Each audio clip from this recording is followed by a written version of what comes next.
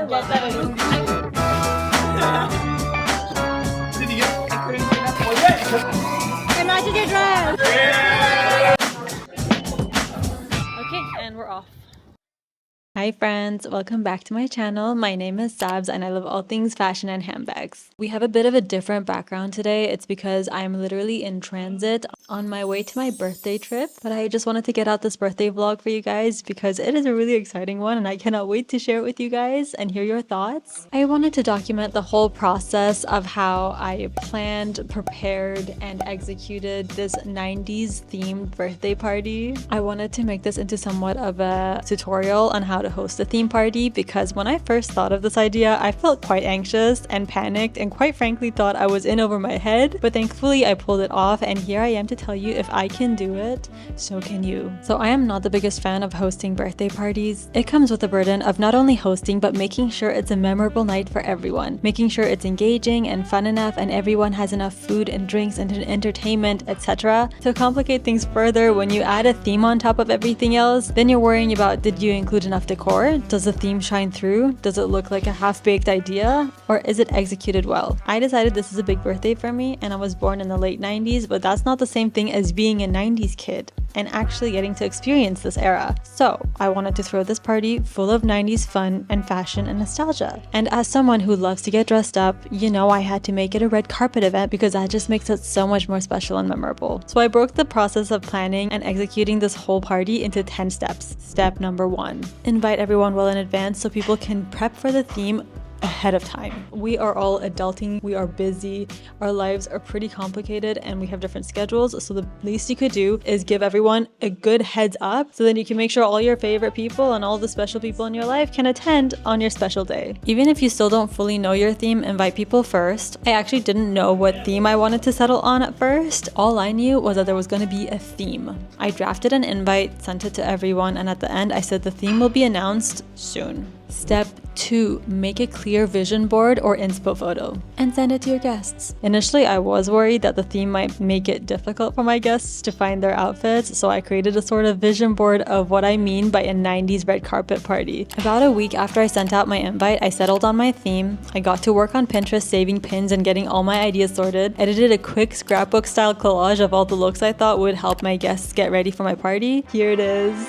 This is what I sent to all my guests about 2 to 3 weeks before the birthday party. This part is important. I really tried to have a good blend of all the ideas. I even had little notes with arrows showing the specific accessories or items that made the look very 90s. And of course, I made sure to include looks for both boys and girls. I was like, guys, just treat this as outfit inspo, but definitely go with what you guys like. If you want, you can thrift it, go with what you have, borrow it. Whatever you can pull together will be really fun and exciting for me to see. And let me tell you, oh my goodness, they did not disappoint. Number 3 is vintage and thrift store shopping in the weeks leading up to the party. And yes, I know we have yet another new background, but please ignore. We just got to Main Street and this is basically where all the best vintage and secondhand stores are. Stop number 1 is Wardrobe on Main. We might be able to find some 90s inspired things in there. When you have a theme party, you really don't need to bother buying anything new. My sister and husband and I hit up a bunch of vintage shops 3 weeks before the party.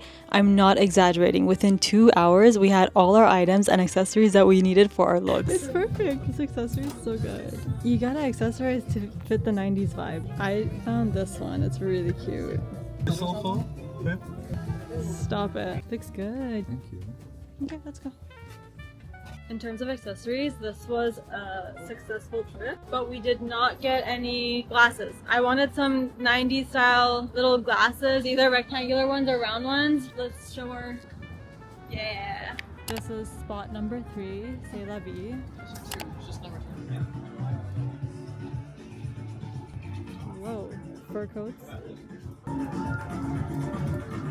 Oh, glasses. Yep. Yeah? Didn't actually get to try any of this. Should be like this. So next stop is right next door. Bohemian Gallery. I heard they have good ties.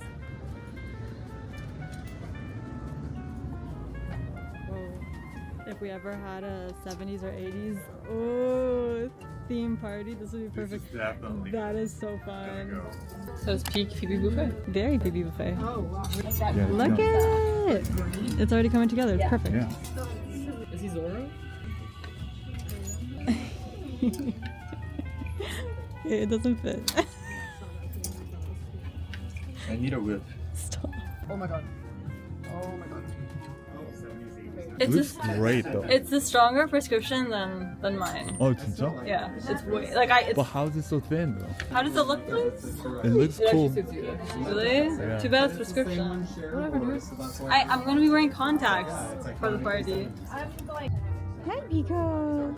Step number 4, go with a local vendor for all your catering needs. I decided I have neither the time nor interest in cooking, and I also didn't want to do a basic pizza order or takeout for my party, so I asked my dad about catering and he helped me out. Apparently, for any basic party, you should count 3 to 5 finger foods per person. To err on the side of caution, I decided to count 5 finger foods per person, and that's how we kind of made our catering order for the party. I knew this was going to be a pricey endeavor, so I didn't mind having a big chunk of the party budget going towards the food. It's important to keep your guests fed. Step number 5 is save inspo photos of your cake ahead of time and send it to a bakery as soon as possible. Bakeries can get booked up very fast, especially if you're looking to get a customized cake. I personally wanted to go with a more classical type of cake, not the more minimalist styles that are more readily available in bakeries. You don't want to be last minute with your cake. Bakeries get booked up well in advance. If you want to customize the style of your cake, you want to have a clear idea of what you want to get. Here are some ideas of what I was leaning towards, and of course here's what the actual cake ended up looking like, and it turned out truly perfect. I asked for off-white frosting, a chocolate and coffee flavor cake inside with no nuts or fruits as the filling. Step number 6 is don't go all out with decor. Pick a few main items that make the biggest impact on the theme and invest in those pieces only. Since my party's theme was a 90s red carpet event, I knew that the red carpet is pretty much the main thing for the party because I knew I don't want to buy a red carpet. What I did was I went on Facebook Marketplace and looked up red carpets, and I found one particular one where even in the description the person had said, these are not the regular Party City flimsy ones. This is an actual red carpet. And I thought to myself, okay, I'd rather pay a little bit extra and get a proper good red carpet. I didn't want it to have any creasing or people stumbling on it, especially if we're walking up and down the carpet. And when we picked this one up, gosh, it was so heavy, and when it was rolled up, it barely fit in the back of our car, but it was so worth it. It definitely brought the whole event together and made it more legitimate. The other things that I really wanted to pay attention to in this party was I did want the theme to be 90s, but I didn't want to go all out and put everything 90s theme in there because at the end of the day, this was more of a formal event. So we did think of having a photo wall kind of with CD backdrops, and at first it was a little bit complicated trying to drill holes into all the CDs and link them all together with those binder rings,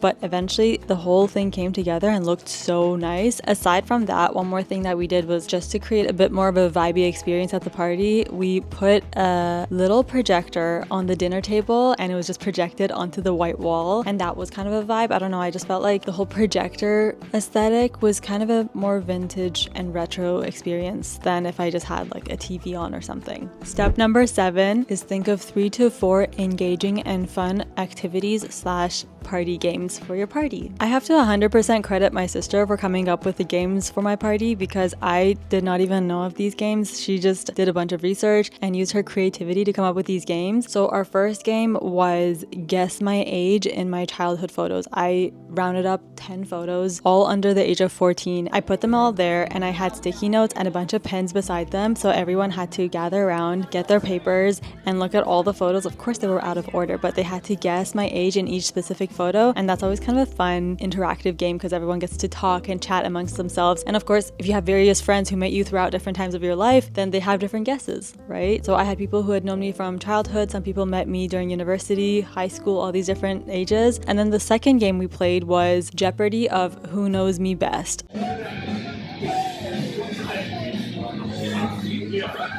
Gather around. We're in for a treat.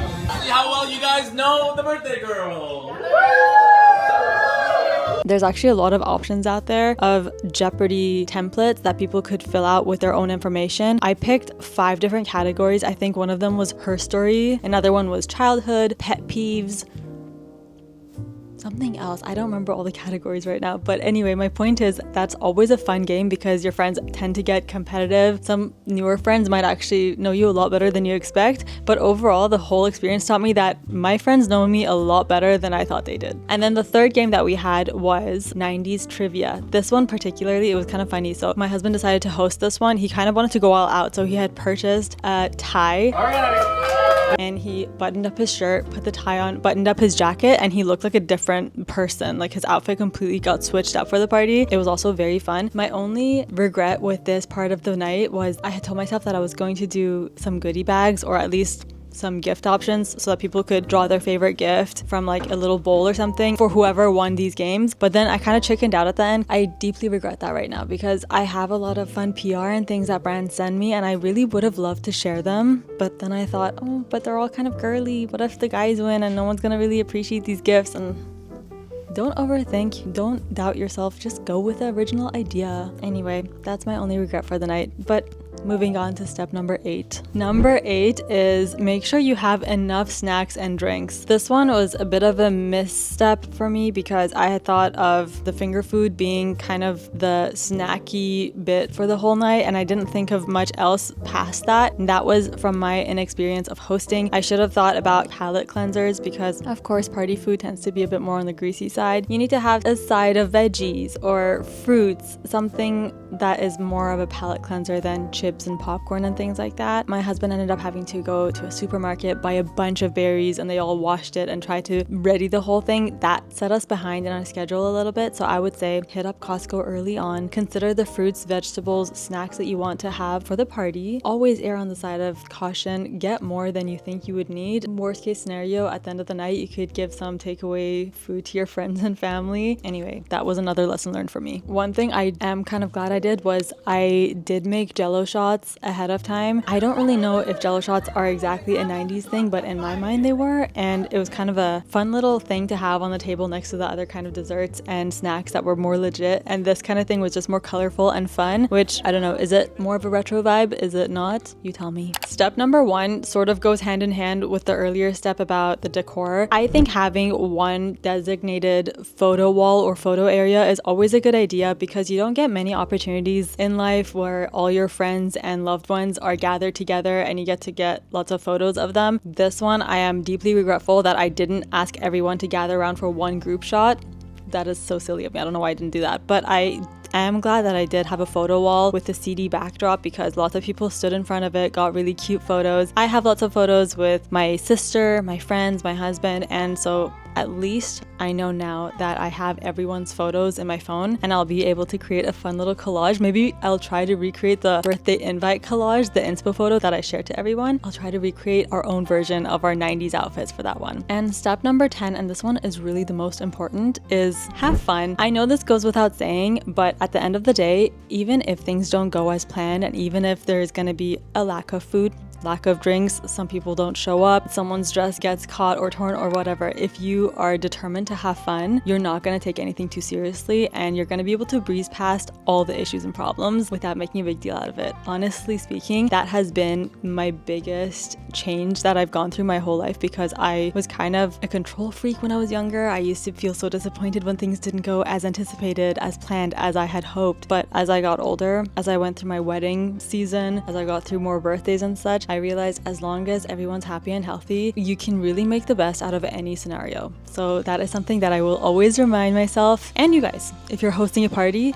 make sure that your number 1 goal is for you and everyone else to have as much fun as possible together. And now let me show you everyone's red carpet looks in one go.